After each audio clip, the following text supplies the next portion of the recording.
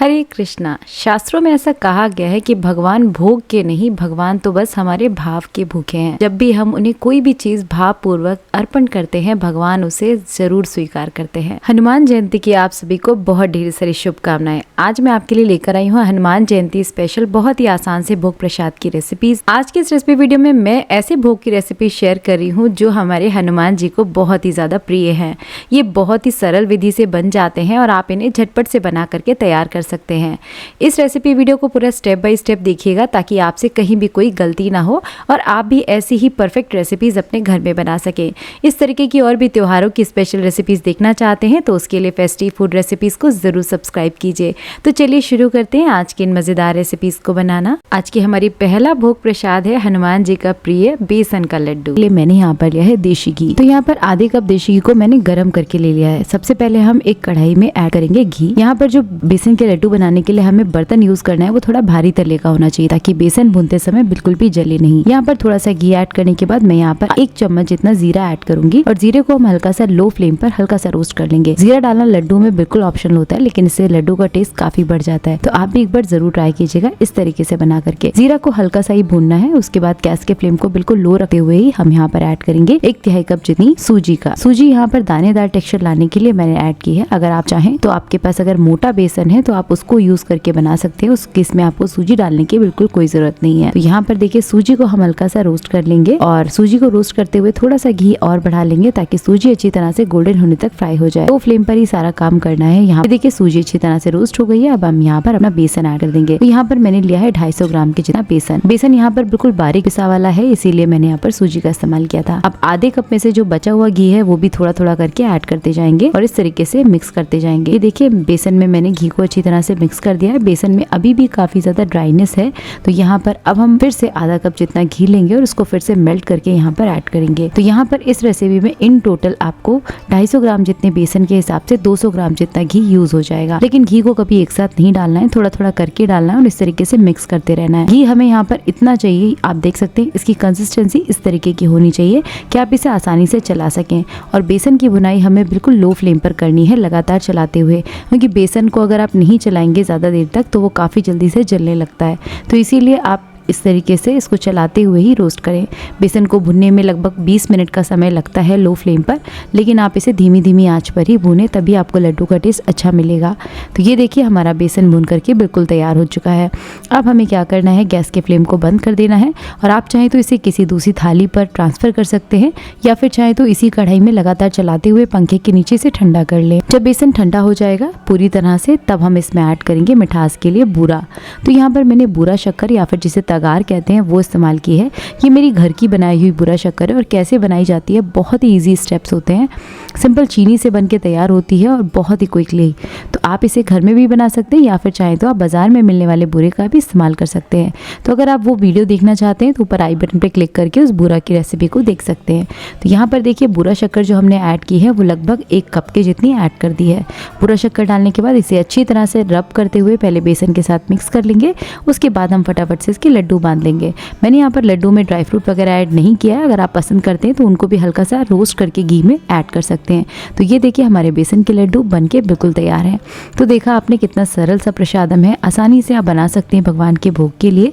चलिए अब हम बनाते हैं हनुमान जी का प्रिय भोग, बहुत ही ज्यादा टेस्टी खीर की रेसिपी। गाढ़ी रबड़ीदार खीर बनाने का पहला और सीक्रेट नंबर 1 है चावलों का सिलेक्शन। यहाँ पर देखिए मैंने जो चावल इस्तेमाल किया है वो एकदम छोटे वाला चावल है, जिसको शॉर्ट ग्रीन राइस बोलते हैं। इस तरीके का जो चावल होता है इसमें स्टार्च की मात्रा काफी ज्यादा होती है। इस तरीके का चावल इस्तेमाल करने के 2 बड़े फायदे होते हैं। पहला ये कि एक तो चावल जो है जल्दी से पक जाता है। दूसरा फायदा ये होता है कि जो चावल और दूध है वो अच्छी तरह से एक साथ जुड़ पाते हैं, क्योंकि इसमें स्टार्च ज्यादा मात्रा में मौजूद होता है। तो ये 2 फायदे की वजह से हम यहाँ पर छोटे वाला चावल इस्तेमाल करेंगे। किसी भी ग्रोसरी स्टोर से आप खिचड़ी वाला चावल बोल करके इस तरीके का छोटा वाला चावल ले सकते हैं। कोई भी ब्रांड चलेगा, कोई टेंशन की बात नहीं है। चलिए मैंने यहाँ पर लिया है 1/4 कप के जितना चावल। इसको मैं पहले अच्छी तरह तरह से पानी से धुल करके 2-3 बार 15 मिनट के लिए पानी में सोक कर दूंगी। चावल को हमें इतना देर के लिए सोक करना है पानी में जितनी देर में चावल थोड़ा सा सॉफ्ट हो जाए। ये देखिए मैं आपको दिखाती हूँ, चावलों को मैंने पहले से भिगा करके रखा था 15 मिनट पहले और चावल इस तरीके से सॉफ्ट हो चुके हैं। अब मैं इसको फिंगर के बीच इस तरीके से प्रेस करके देख रही हूँ तो चावल बिल्कुल अच्छी तरह से टूट रहा है। तो चावल इतना नरम हो जाएगा तब हम क्या करेंगे, इसका सारा पानी निकाल देंगे और इस चावल को अलग रख लेंगे। अब मैंने यहाँ पर लिया एक भारी तले का पैन जिसमें मैं ऐड करूंगी 1 छोटे चम्मच इतना देशी घी और इसमें मैं यहाँ पर थोड़े से कटे हुए ड्राई फ्रूट्स डाल रही हूँ। जैसे मैंने काजू और बादाम इस्तेमाल किया है। आप अगर खीर में किशमिश या फिर चिरौंजी का स्वाद पसंद करते हैं तो आप इसमें वो भी डाल सकें। तो मैंने यहाँ पर ड्राई फ्रूट्स को हल्का सा रोस्ट कर लिया है लो फ्लेम पर, बहुत ज्यादा लाल नहीं करेंगे और इसको हम एक अलग प्लेट पर निकाल लेंगे। अब इसी सेम पैन में हम ऐड करेंगे 2 कप जितना दूध। तो यहाँ पर मैंने 250 ml वाला मेजरिंग कप इस्तेमाल किया है जिससे नाप करके मैं यहाँ पर 2 कप जितना दूध डालूंगी जो कि क्वांटिटी में लगभग 500 ml जितना हो जाएगा। दूसरा सबसे बड़ा इंपॉर्टेंट टिप है कि आपको यहाँ पर फुल फैट मिल्क का इस्तेमाल करना है क्योंकि दूध में जितनी मात्रा में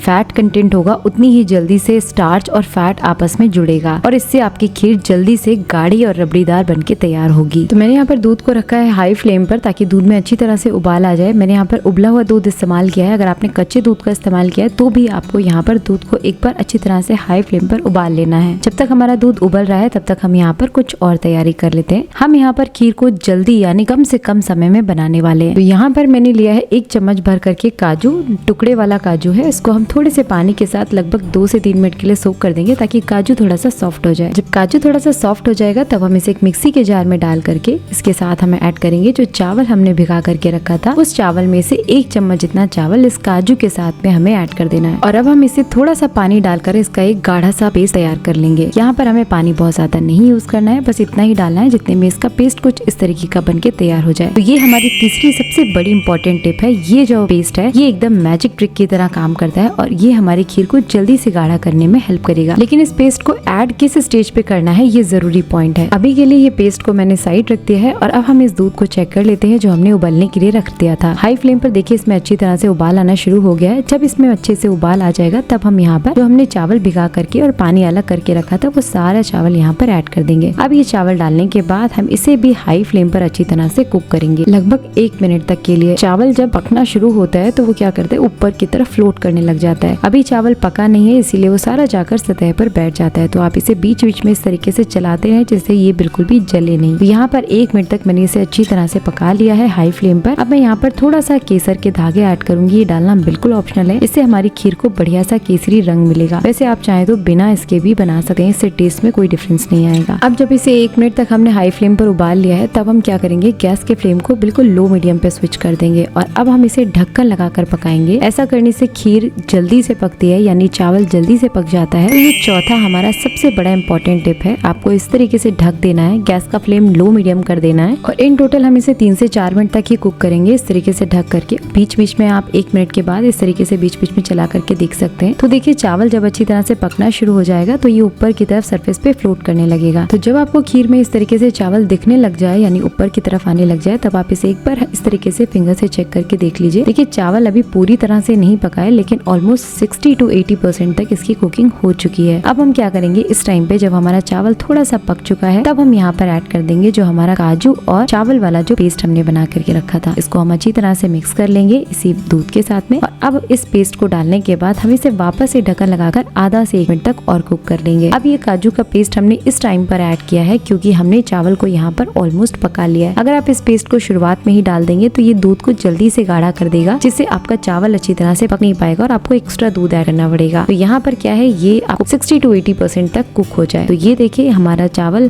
वाला जो पेस्ट हमने ऐड किया था इसको डालने के बाद फिर से हमने आधा मिनट तक अच्छी तरह से ढक्कन लगा करके इसको पका लिया है और अब हम इस चावल को फिर से एक बार चेक करेंगे। अब हमारा जो चावल है बिल्कुल परफेक्ट तरीके से कुक हो गया है यानी कि दूध में जो हमारा गाढ़ापन है बस वो आना बाकी है। चावल ऑलमोस्ट कुक है। जो हमने कच्चा चावल ऐड किया था इसमें पीस करके उसे पकने में ज्यादा समय नहीं लगेगा क्योंकि ऑलमोस्ट हमने उसे पीस करके ही डाला है। वो काफी छोटा हो गया है, वो जल्दी से पक जाएगा। तो अब हम क्या करेंगे, अब हमें इसे ढक्कन लगाकर पकाने की बिल्कुल जरूरत नहीं है। गैस के फ्लेम को आप मीडियम के बीच या हाई मीडियम के बीच कर दीजिए और बस इस तरीके से लगातार चलाते हुए इसको गाढ़ा होने तक पका लीजिए। तो ये देखिए मैंने गैस के फ्लेम को बढ़ा दिया है। अब मैं इसे बिल्कुल अच्छी तरह से चलाते हुए हाई मीडियम फ्लेम पर इस तरीके से कुक कर लूंगी और जो साइड में मलाई आती जाएगी उसको मैं इसी खीर में मिक्स करती जाऊंगी। और आप देख सकते हैं इसका टेक्सचर ही बिल्कुल बदल चुका है और ये खीर गाढ़ी होने में अब 1 से 2 मिनट का भी समय नहीं लेगी। खीर हमारी परफेक्टली गाढ़ी हो चुकी है। आप इस तरीके से स्पैचुला को डाल करके देखेंगे, देखिए बढ़िया सी कोटिंग आ रही है इसके ऊपर। इसका मतलब ये परफेक्ट कंसिस्टेंसी है। इससे ज्यादा हमें इसे नहीं पकाना है क्योंकि खीर रखने के बाद भी थोड़ी सी गाढ़ी होती है। तो जब आपकी खीर इस कंसिस्टेंसी पे आ जाए, आप गैस के फ्लेम को बिल्कुल लो कर दीजिए। अब मैंने यहाँ पर इस टाइम पर जब ये इस तरीके से थिक हो गई है, तब मैं यहाँ पर ऐड करूंगी 1/4 कप के जितनी चीनी, और चीनी डालकर हम इसे अच्छी तरह से आधा मिनट तक और कुक करेंगे,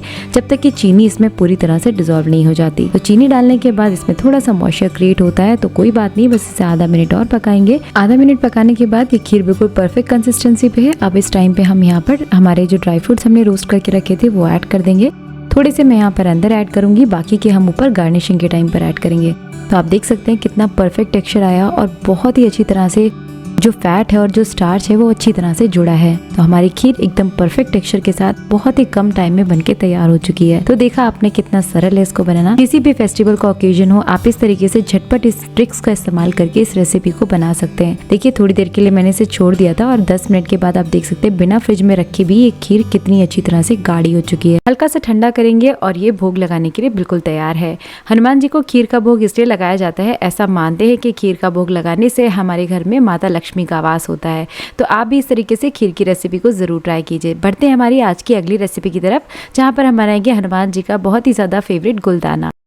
बहुत ही ज्यादा टेस्टी उड़द की दाल से बनने वाली एक मिठाई जिसको गुलदाना कहा जाता है। देखते हैं इसकी पूरी रेसिपी को। उड़द दाल बूंदी यानी कि गुलदाना बनाने के लिए सबसे पहले हम उसकी चाशनी तैयार करेंगे। यहाँ पर मैंने एक कढ़ाई ली है जिसमें मैंने ऐड किया है 2 कप जितना चीनी, और इसके हिसाब से मैं यहाँ पर 1 कप जितना पानी डाल दूंगी। पानी डालने के बाद हम इसे हाई फ्लेम पर रख देंगे उबलने के लिए, ताकि हमारी चाशनी जल्दी से तैयार हो जाए। इसमें हम डालेंगे 1 बड़े चम्मच नींबू का रस। ऐसा डालने से हमारी जो चाशनी है वो क्रिस्टलाइज नहीं होगी, यानी कि इसमें शुगर के क्रिस्टल्स फॉर्म नहीं होंगे। इसमें हम डालेंगे 1 इलायची। इसको हमने इस तरीके से खोल करके डाल दिया, इससे बढ़िया सा इलायची का फ्लेवर आ जाएगा और इसको हम हाई फ्लेम पर उबलने देंगे। उबलते हुए मैंने यहाँ पर थोड़ा सा फूड कलर भी ऐड कर दिया था, क्योंकि आपने देखा ना गुलदाना हल्का सा ऑरेंज कलर का होता है जो बाजार में मिलता है, या आप चाहें तो इसे बिना फूड कलर के भी बना सकते हैं। ये देखिए हमारी चाशनी अच्छी तरह से उबल चुकी है। अब हम चेक करेंगे चाशनी हमारी। यहाँ पर गुलदाना बनाने के लिए हमें यहाँ पर एकदम चिपचिपी सी चाशनी चाहिए, जैसे नॉर्मली जलेबी वगैरह के लिए रखी जाती है, बिल्कुल वैसी ही चाशनी। देखिए इसमें कोई तार वगैरह नहीं बन रहा है, लेकिन अच्छी चिपचिपाहट इसमें आ चुकी है। हमारी चाशनी बनके बिल्कुल तैयार है। हम गैस के फ्लेम को बंद कर देंगे और इस चाशनी को हम एक साइड रखेंगे। अब हम गुलदाना के लिए बैटर तैयार करेंगे। तो इसके लिए मैंने यहाँ पर ली है 1 कप जितनी उड़द की दाल। इसको मैंने अच्छी तरह से पानी के साथ धुल करके भिगो दिया था। आप इसे ओवरनाइट सोक कर सकते हैं। अगर समय कम है तो लगभग 4 से 5 घंटे में भी दाल आसानी से सॉफ्ट हो जाती है। दाल हमारी अच्छी तरह से सॉफ्ट हो चुकी है, ओवरनाइट सोक हो चुकी है। अब हम इसका सारा पानी निकाल देंगे। पानी निकालने के बाद अब हम इस दाल को पीस करके तैयार करना है। तो हम यहाँ पर लेंगे एक मिक्सी का जार। इस जार में हम ये दाल को डाल करके अच्छी तरह से पीस लेंगे। यहाँ पर हम दाल को बिल्कुल बारीक पीस करके तैयार करेंगे। ये देखिए दाल का पेस्ट बन के तैयार है। इसको हम एक अलग बोल में ट्रांसफर कर लेंगे। इसी तरीके से हम अपनी बाकी की बची हुई दाल को भी बैचेस में इस तरीके से ग्राइंड करते हुए सारी दाल को तैयार कर लेंगे। दाल को पीस करके हम एक साइड रखेंगे। अब यहाँ पर एक दूसरा बोल लिया है जिसमें मैंने ऐड किया है 1 कप जितनी ही मैदा। जितनी क्वांटिटी में आपने दाल ली थी उतनी ही क्वांटिटी में आपको मैदा लेनी, चाहे अपनी किसी भी कटोरी से नाप लिया। अब हम इस मैदा का एक घोल बनाएंगे पानी की सहायता से। तो यहाँ पर थोड़ा थोड़ा पानी इस तरीके से डालते जाएंगे और इसका एक स्मूथ सा बैटर तैयार करेंगे। इस तरीके से चलाते रहे ताकि इसमें कोई भी गांठें गुठलियां ना पड़े। हमारे मैदे का स्मूथ घोल तैयार हो चुका है। इसको हम एक साइड रख लेंगे। और अब जो हमने दाल यहाँ पर पीस करके रखी थी, अब हम इसको एक ही डायरेक्शन में चलाते हुए अच्छी तरह से फेंट लेंगे, ताकि ये दाल एकदम लाइट और फ्लफी हो जाए। दाल हमारी अच्छी तरह से फिट जाएगी, हल्की सी लाइट हो जाएगी कलर में। और आप पानी में डाल करके इस तरीके से टेस्ट करेंगे तो दाल ऊपर की तरफ फ्लोट करिए, इसका मतलब दाल अच्छी तरह से लाइट हो चुकी है। अब हमने जो मैदे और पानी वाला घोल बना करके तैयार किया था वो हम इस दाल में ऐड कर देंगे। सारा ही हमें यहाँ पर बैटर इसमें डाल करके अच्छी तरह से मिक्स कर लेना है। अगर जरूरत लगती है तो आप इसमें थोड़ा सा पानी डालकर इसकी कंसिस्टेंसी को एडजस्ट कर सकते हैं। हमें यहाँ पर बिल्कुल वैसा ही बैटर चाहिए जैसे हम बूंदी बनाने के लिए यूज करते हैं। बहुत ज्यादा पतला भी नहीं होना चाहिए और बहुत ज्यादा गाढ़ा भी नहीं होना चाहिए। ये देखिए बैटर की कंसिस्टेंसी बिल्कुल परफेक्ट हो चुकी है। अब मैं यहाँ पर डालूंगी थोड़ा सा ऑरेंज फूड कलर। ये डालना इसमें बिल्कुल ऑप्शनल है, अगर आप नहीं प्रेफर करते हैं तो आप बिना कलर के भी इसे बना सकते हैं। अब ये हमारा बैटर बिल्कुल तैयार है। देखिए आप इसकी कंसिस्टेंसी पहले मैंने ऐसी रखी है। अगर जरूरत लगेगी तो मैं इसमें 1 से 2 चम्मच पानी और ऐड कर लूंगी। अब इसमें लास्ट में हम डालेंगे एक चुटकी जितना बेकिंग सोडा यानी खाने वाला मीठा सोडा। इसे डालने से जो हमारी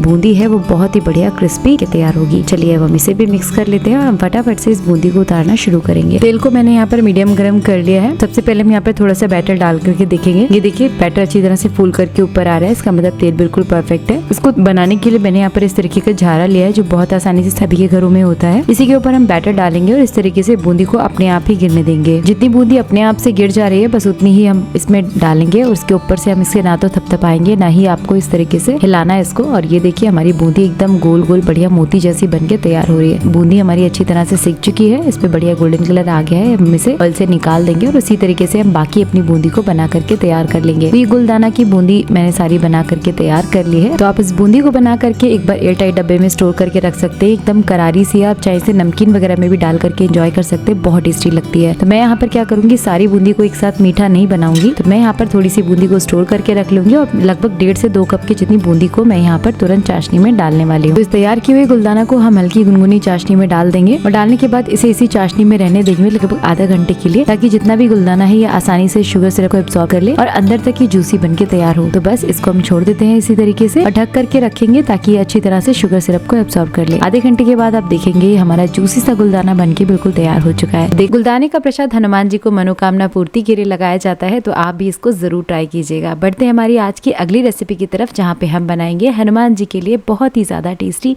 उन्हीं की प्रिय भोग में से एक इमरती की रेसिपी। देखते हैं इसको कैसे बनाते हैं। झांगरी यानी कि इमरती बनाने के लिए सबसे पहले हम उसकी चाशनी तैयार करेंगे। यहाँ पर मैंने 2 कप जितना चीनी लिया है, साथ में 2 कप जितना ही पानी ऐड करेंगे और इसमें हम एक इलायची को इस तरीके से खोल करके डाल देंगे और अब हम इसको हाई फ्लेम पर अच्छी तरह से उबलने के लिए रख देंगे। मैंने यहाँ पर थोड़ा सा ऑरेंज फूड कलर ऐड किया है, ये डालना बिल्कुल ऑप्शनल है। चीनी अच्छी तरह से मेल्ट हो चुकी है, इसमें अच्छी तरह से डिजोल्व हो चुकी है। अब हम इस चाशनी को तब तक पकाएंगे जब तक इसमें अच्छी सी चिपचिपाहट नहीं आ जाती। हमें यहाँ पर कहीं 1 या 2 तार नहीं बनाने हैं, लेकिन यहाँ पर ऐसी चाशनी होनी चाहिए कि इसमें हल्की गाढ़ी होनी चाहिए चाशनी। तो ये देखिए चाशनी हमारी अच्छी तरह से बन चुकी है, अच्छी चिपचिपाहट इसमें आ चुकी है। गैस के फ्लेम को बंद कर देंगे, शुगर सिरप को भी साइड रख लेंगे। अब इमरती बनाने के लिए मैंने यहाँ पर ली है 250 ग्राम जितनी दाल, 1 कप प्लस 1/4 कप जितनी दाल है, जिसको मैंने अच्छी तरह से 3 से 4 घंटे पहले भिगो करके रख दिया था। इमरती बनाने के लिए आपको दाल को ओवरनाइट सोक करने की बिल्कुल जरूरत नहीं है, वरना इस दाल में अजीब सी स्मेल से क्रिएट हो जाती है। तो हमें यहाँ पर क्या करना है, इस दाल को पीस करके तैयार करना है और हमें इसका एकदम फाइन पेस्ट बनाना है। पानी को सबसे पहले हम निकाल लेंगे इसके और इसको बिल्कुल कम पानी के साथ में अच्छी तरह से फाइन पीस करके तैयार कर लेंगे और इसको हम एक बड़ी सी परात में ट्रांसफर कर लेंगे पीसने के बाद। अब हम इस पिसी हुई दाल को एक ही डायरेक्शन में चलाते हुए अच्छी तरह से फेंटेंगे जब तक ये दाल एकदम लाइट और फ्लफी नहीं हो जाती। इस इमरती को यानी झांगरी को अच्छा सा बाजार का कलर देने के लिए मैं यहाँ पर 1 चुटकी जितना ऑरेंज फूड कलर ऐड कर रही हूँ। ये डालना इसमें बिल्कुल ऑप्शनल है। अब इस कलर को डाल करके भी मैं एक बार अच्छी तरह से मिक्स कर लेंगे और इसे एक ही डायरेक्शन में चलाते रहेंगे। दाल अच्छी तरह से लाइट हो जाएगी और काफी ज्यादा फ्लफी हो जाएगी। इसे पानी में डाल करके चेक करेंगे, ये देखिए हमारी दाल अच्छी तरह से फ्लोट करी है, इसका मतलब बिल्कुल तैयार है झांगरी बनाने के लिए। यहाँ पर मैंने एक पैन में अच्छी तरह से तेल को गर्म कर लिया है। तेल यहाँ पर एकदम मीडियम गर्म है। देखिए मैंने थोड़ा सा बैटर डाल के देखा, ये अच्छी तरह से ऊपर फ्लोट कर रहा है। अब हम इस बैटर को, तैयार किए हुए बैटर को एक पाइपिंग बैग में भर लेंगे या फिर चाहे तो आप दूध की थैली का भी इस्तेमाल कर सकते हो और इस तरीके से हम इसमें झांगरी का यानी कि इमरती का शेप दे देंगे। अगर आपको डिफिकल्ट लगता है तो आप इसे बहुत आसानी से बना सकते हैं। गैस के फ्लेम को हल्का सा लो ही रखिएगा, बिल्कुल लो फ्लेम पर ही आपको इसे फटाफट से इस तरीके से चलाते, हाथ को जल्दी जल्दी चलाते हुए इसको डिजाइन दे देना है। तो यहाँ पर अगर आपको डिफिकल्ट लगता है तो आप इसे बिल्कुल जलेबी का जैसा शेप होता है वैसा भी बना सकते हैं, खाने में ये वैसी ही टेस्ट देगी। तो इस तरीके से हम इसको मीडियम गर्म ऑयल में दोनों तरफ से अच्छा गोल्डन कलर आने तक सेक लेंगे। झांगरी हमारी जब अच्छी तरह से गोल्डन हो जाएगी दोनों तरफ से, तब हम इसको ऑयल में से निकाल करके हम इसे जो हमारी तैयार की हुई चाशनी है उसको हल्का सा गर्म कर लेंगे, यानी कि हल्की गर्माहट होनी चाहिए। उस टाइम पे हम यहाँ पर इसको चाशनी में डिप कर देंगे और डिप करने के बाद इसको 1 से 2 मिनट तक अलट पलट कर लेंगे हल्का सा चाशनी में। उसके बाद इसे चाशनी से निकाल करके हम सर्व करेंगे। तो ये इमरती का भोग बनके भी बिल्कुल तैयार हो चुका है। हनुमान जी को ये भोग बहुत ज्यादा पसंद आता है और मनोकामना पूर्ति के लिए उड़द दाल, बूंदी और इमरती का भोग लगाया जाता है। इसके अलावा कई अन्य प्रिय भोग है हनुमान जी, जैसे कि गुड़ चने का प्रसाद जो कि हनुमान जी को बहुत ही ज्यादा प्रिय है, पान के बीड़े का प्रसाद, साथ में फलों का प्रसाद। फलों में भी सबसे ज्यादा जो हनुमान जी को प्रिय है वो है केला और सेब। इसके अलावा कुछ अन्य भोग है जैसे कि पंचामृत, बूंदी का लड्डू। ये सारी रेसिपीज मैंने डिस्क्रिप्शन बॉक्स में लिंक कर दी है, अगर आप वो देखना चाहते हैं तो नीचे दिए गए डिस्क्रिप्शन बॉक्स को जरूर चेक कीजिएगा। जल्दी मिलती हूँ आपसे एक और नए त्योहार की स्पेशल रेसिपी के साथ में, तब तक के लिए हरे कृष्णा।